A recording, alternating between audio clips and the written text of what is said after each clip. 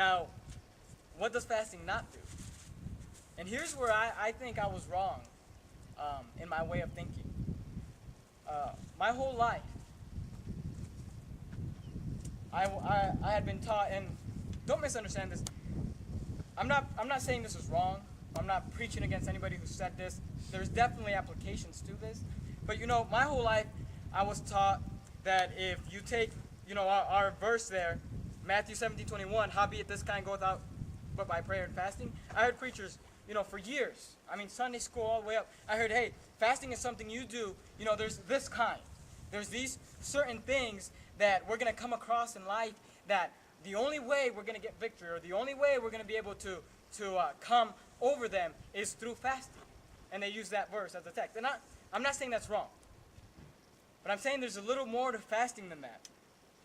And see, the thing with fasting is that I think the emphasis, sometimes we put it on our outside circumstance. We'll have a bill come into our life. We get in an accident, we have to fix it. We can't. It's like, I have this outside circumstance that I need God to step in, right? So we go and fast. Or I have this I have to do, or I have this other thing, and I want God to hear me. So we fast because we want God to step in our outside circumstances. Do you understand that?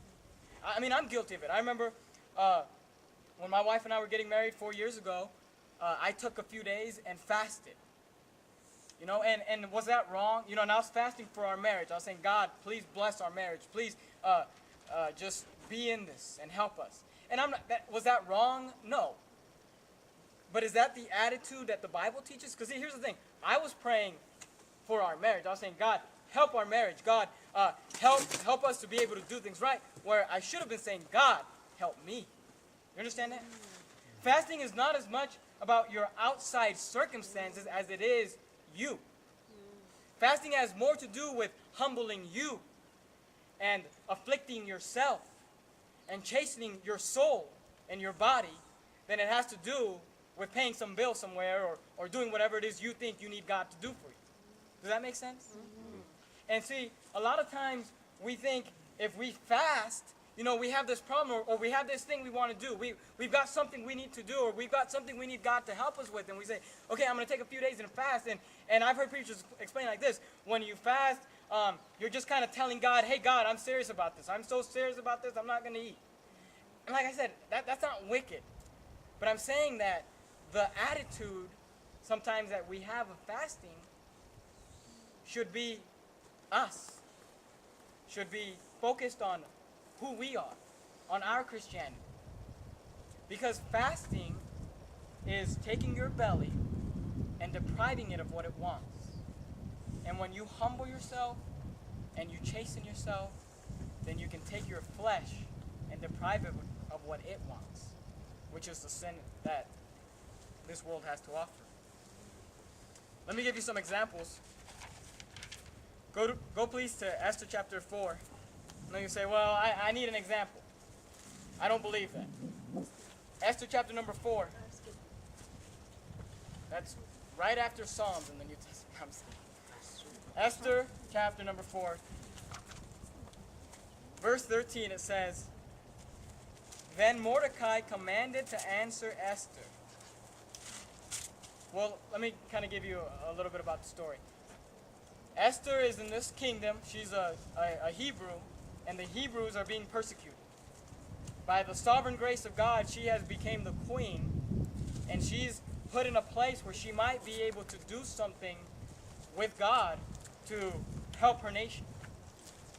And we have Mordecai here who raised her, and he's talking to her. He says, Then Mordecai commanded to answer Esther, Think not with thyself that thou shalt escape in the king's house more than all the Jews. For if thou altogether holdest thy peace at this time, then shall their enlargement and deliverance arise to the Jews from another place. But thou and thy father's house shall be destroyed. And who knoweth whether thou art come to the kingdom for such a time as this? Now, this has nothing to do with fasting, but those are some great verses there. He says to Esther, hey, if you don't do what God wants you to do, that's fine. God doesn't need you. God can use someone else. He said, hey, the deliverance will come from somewhere else. But he says, who knows if God's put you there for such a time as this? And that should speak to us. At your job or with your family or where you're at, God might want or have something for you to do. God has somebody he wants you to give the gospel to that I'll never meet. God has somebody he wants you to get saved that Pastor Anderson will never meet. And, God doesn't need you, but who knows if God's put you there for such a time as this? Who knows if God has brought you to that place in your life, to Faithful Word Baptist Church or whatever it might be, for this. And if you just step back, she says, hey, don't think that you're going to escape. Says, it's going to get you too. And he said, God doesn't need you, but who knows if God put you here for such a time as this. Those are great verses. Look at verse 15. Chapter number 4, verse 15. Then Esther bade them return Mordecai this answer. She says, go gather together all the Jews that are present in Shushan, and fast ye for, what's it say? Wait, Esther, are you sure you don't want us to fast that God would move in the king's heart so that he would have favor in your eyes? Or are you sure you don't want us to fast so that Haman will die or get saved? Are you sure you don't want us to fast for your outside circumstances so that God will take care of you? She says, no, I need you to fast for me. Says, I need it.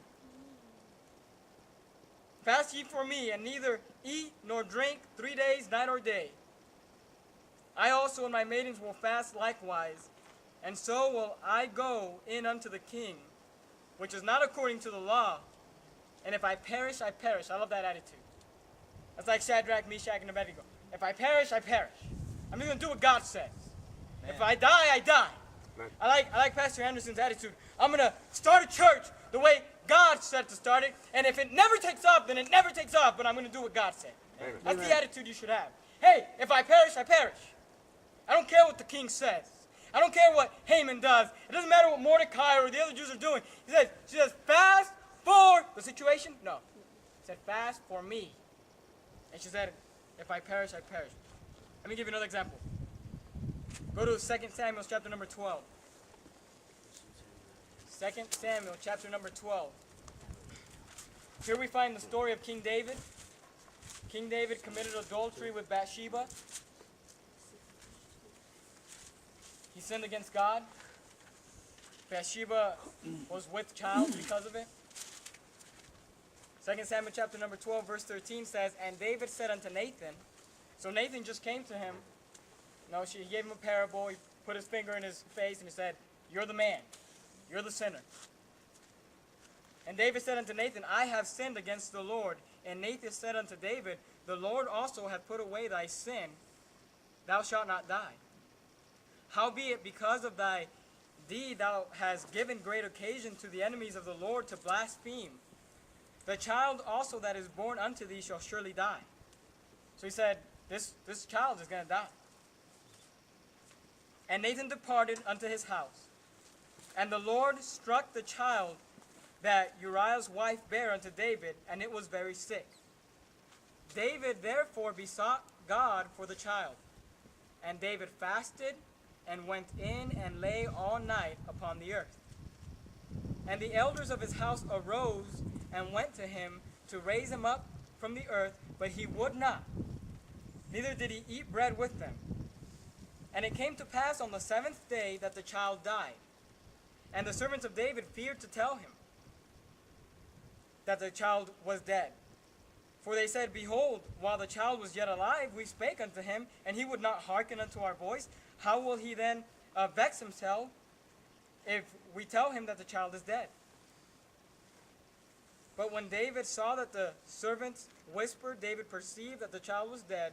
Therefore David said unto his servants, is the child dead? And they said, he is dead. Then David arose from the earth and washed and anointed himself and changed his apparel and came into the house of the Lord and worshipped. Then he came to his own house, and when he required, they set bread before him, and he did eat. So, are you following this? Nathan says, you're the man. The child's going to die. David begins to weep, begins to pray, begins to to fast 7 days. He